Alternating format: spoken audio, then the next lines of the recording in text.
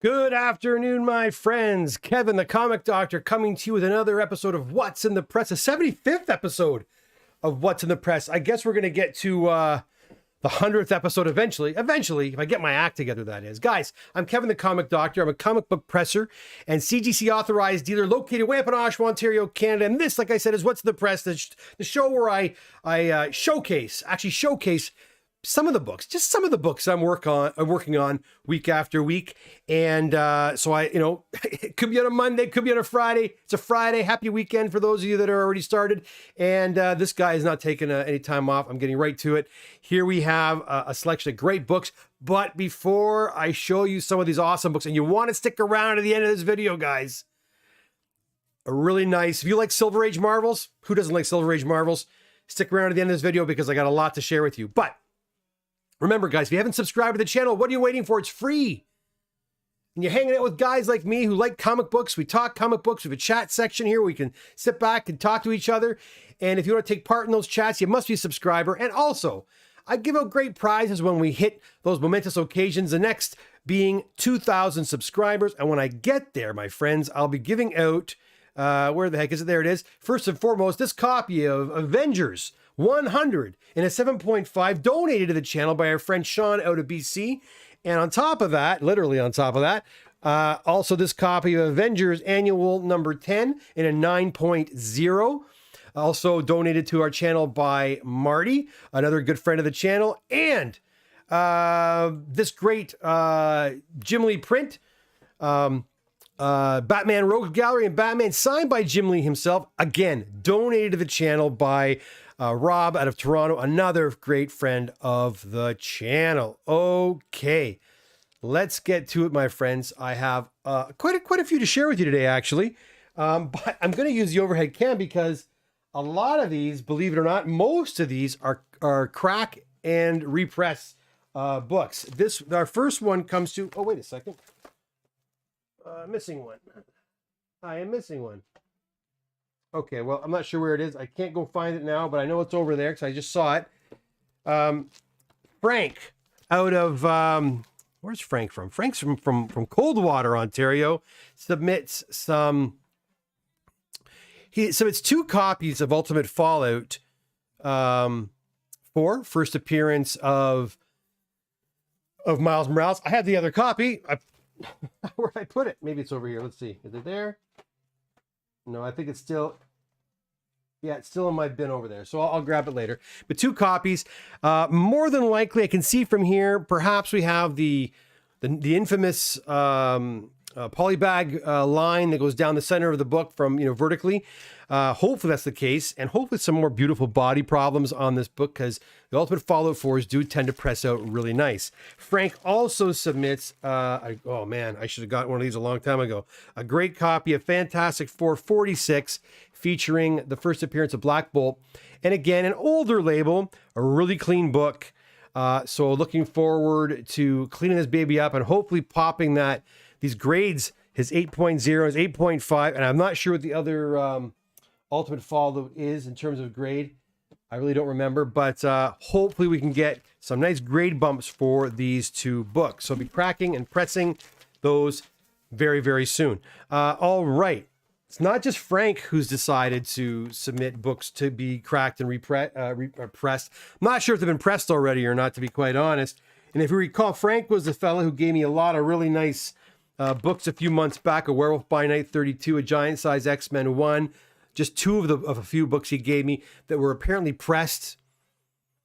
I cracked them out and redid them. They all went up in grade. So hopefully the same can be said for these books. Okay, next we have Jason Lee out of Markham, Ontario. Jason submits it's a Sailor Moon book. I'm not sure if this even needs a press or not, but it's a Sailor Moon book. I believe it's Sailor Moon. I'll be doing that for Jason. But aside from that, Jason has a whole bunch of books that need to be, again, I'm going to be busy cracking CGC slabs this weekend, it looks like. We have a copy of 7 Secrets number 1 in a 9.6. Get that centered for you. Jason also submits a Tokyo Ghost number 1. 9.6. So we're going for the 9.8 here, guys. We're going for the big kahuna. We also got a copy of Edge of the Spider-Verse 2, a first appearance of Spider-Gwen.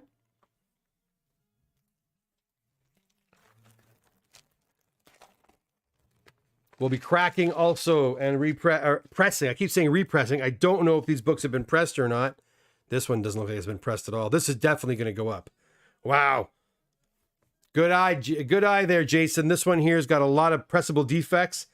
This is going to pop in grade for sure. It's a 9.0. The spine's really nice on it. Lots of body problems, which I love. The body problems are what you want. All right, next we have a great copy of Fantastic Four 52. Is that getting too big there? Too high? Let's see. In a 7.5, we're doing that as well. I'll move those out of the way. Get them ready to be cracked out. Two more books from Jason.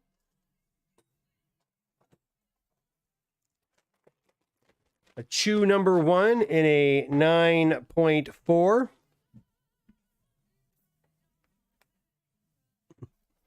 Got guys working out in the front here, making lots of noise. We also have a copy of Saga #1 in a 9.4. And the Saga's really, honestly, they've been pressed out nice too. I've taken a lot of 9.0, 9.2s, and 9.8s with the Saga book. So looking forward to getting work. But I haven't done one in a long time. So looking forward to getting back to that again. So a lot of nice modern books that have, and a couple of vintage books thrown in for spice that will certainly benefit from a clean and a press. Adam's here. How you doing, Adam? And Marco's here. Yep, with an 8.5. Yeah, that's a poly line. Yeah, well, we'll get rid of that poly line. Don't you worry. All right, like I promised, the last order we're going to look at is an order from Rick out of St. George, Ontario. And yeah, get ready, guys, because some really nice old ASM books here. Now, Rick came to the shop, boy, quite a while ago now, and the books were not bagged or boarded, you know. And the same thing happened last week. Another fella came to the shop with an Amazing Spider-Man #1 with an old flimsy, you know, bag and board on it. But you know what? They were comic books. People didn't think they were ever worth anything. And so they were thrown in garbage bags or thrown in old suitcases and just kind of tossed into a cupboard. Bags and boards? Why, right? But anyways, these didn't have bags and boards, so these have a lot of work to do. We start off with a nice copy of Amazing Spider-Man 101. I apologize for the glitchiness of the capture card. It's an older, cheaper one, but I will approve that at some point. We also have a copy of Amazing Spider-Man. What number is this one? 21. I put them in just old bags for now. We also have a copy of, you're going to love this, guys. I love it myself. One of my favorite Ditko covers. First appears the Scorpion, #20.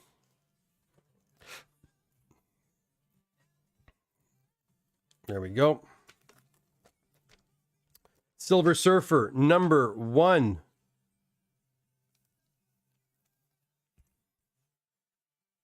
Sergeant Fury and his Howling Commandos, #1. Not bad, eh? Hulk King Size Special, #1. Awesome Steranko cover.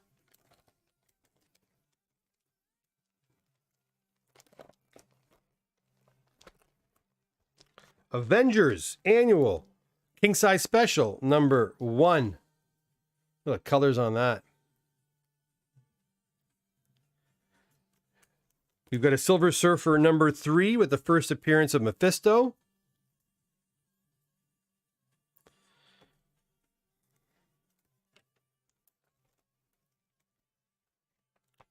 A nice copy of Avengers 57 featuring the first appearance of the Vision.